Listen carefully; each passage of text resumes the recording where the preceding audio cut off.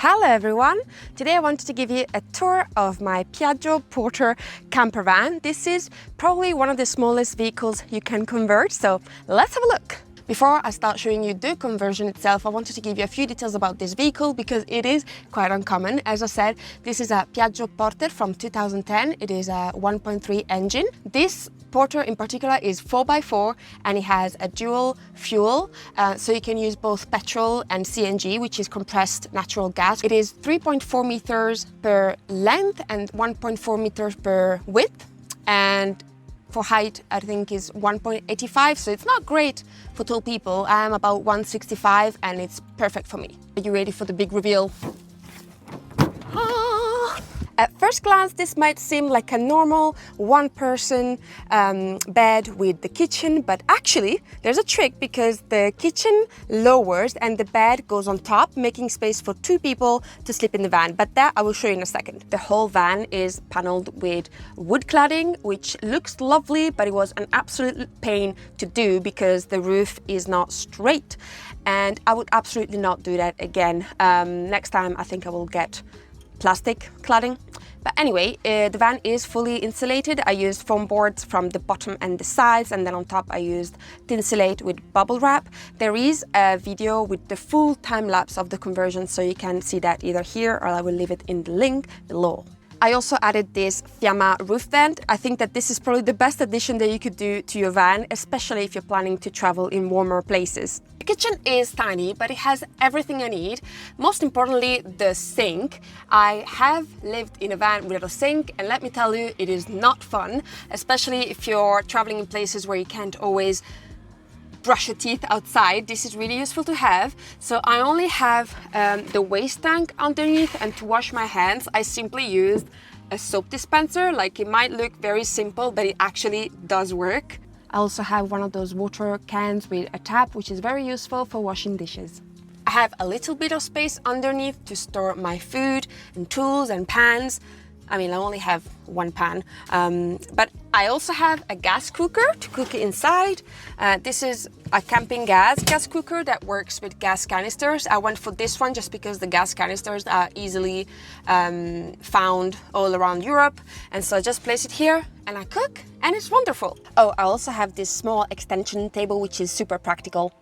As for storage, obviously it is a small van, so it's going to be limited, but I do have a fairly big size bench behind the seats where I keep the things that I don't need to take out as often, and my water tanks. And then under the bed I've got storage for my clothes. I've got my Bluetti battery that I use to power my appliances, and then I also have the cushions that I use for the extension of the bed. Obviously, if I'm going on a solo trip, I'm not going to take those, and I'm going to have more space for my stuff. This van has a lot of windows, which is really nice for having a lot of light and being able to see what's outside, but it's not great for privacy. So I have added some curtains that are attached to the body of the van through magnets, very simple, and they just roll down.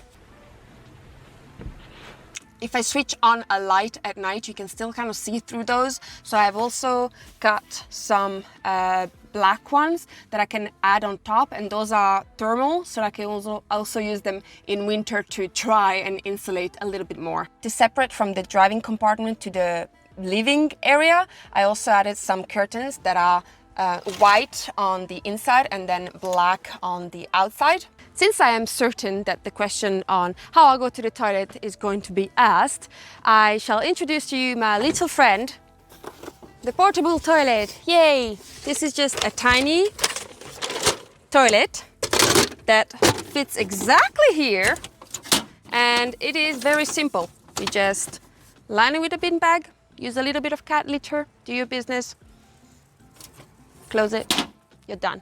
And for the shower, I hear you're asking, super easy.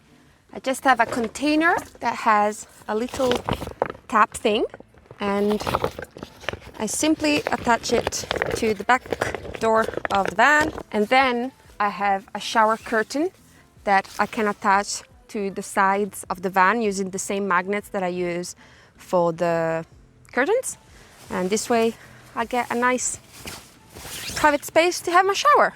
Before I show you the extension of the bed, which I know is the most fun part of the conversion, I wanted to mention that this whole thing is removable, and it's removable by hand. You don't need any tools. I used butterfly screws to attach it to the floor, and to remove this it takes me about 10 minutes, 15 minutes. So it's really handy because I use this van a lot to bring building materials for my house and wood and dogs, so it's really handy.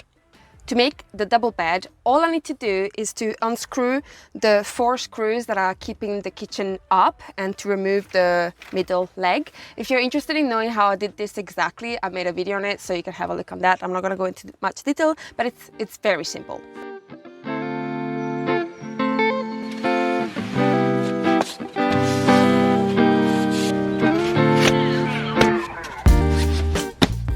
There you have it, a double bed and the kitchen in one of the smallest vans in the world. Who would have thought? If you're curious, the cushion covers are made with tablecloth fabric, which makes them fairly waterproof and super easy to clean. Overall, I'm very happy with this conversion. I went to Greece with this van, and apart from the cold, because I went in winter, it was quite nice. And there's of course always things that I want to fix or improve, but yeah, I will say that this vehicle is not for everybody. It's quite quirky.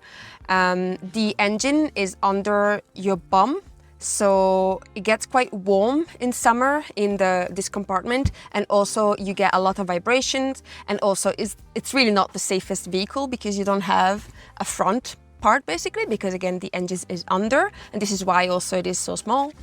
The conversion cost me around 800 euros, which isn't crazy expensive, but it's not that cheap either. You can do it for cheaper for sure, but I will leave the spreadsheet with all the costs down below so you can have a look. And also I have more videos on like all the steps of the conversion in my channel. And yeah, I hope you enjoyed this video. Let me know if you would consider traveling with a van of this size, and I shall see you next time. Bye!